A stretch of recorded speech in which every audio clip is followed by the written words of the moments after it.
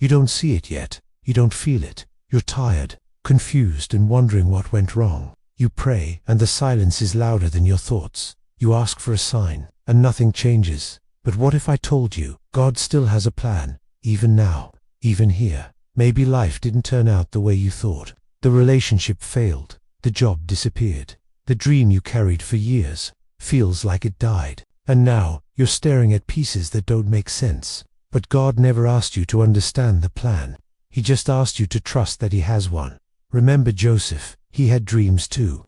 Dreams of greatness, of purpose. But he was betrayed by his brothers, thrown in a pit, sold as a slave, falsely accused, forgotten in a prison cell. If you looked at his life in that moment, you'd say, where's the plan in this? But years later, he stood before Pharaoh, second in command of Egypt. The same pit that broke him, prepared him. The pain that hurt him, shaped him. And Joseph said, you meant it for evil, but God meant it for good.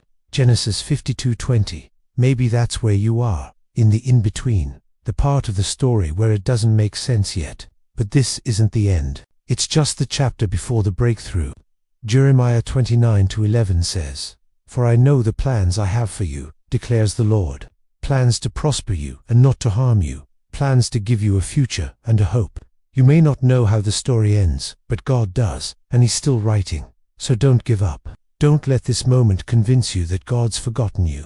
He sees the tears no one else sees. He hears the prayers you're too tired to say out loud. And He promises, if you'll just keep walking, if you'll just hold on, He will finish what He started. Because God's plan is not just for your comfort, it's for your calling. And even broken pieces can build something beautiful in His hands. One day, you'll look back and realize that closed door protected you, that delay developed you, that heartbreak redirected you, and all of it, every step, every tear, every silence, was part of the plan. God's not finished. He's just getting started.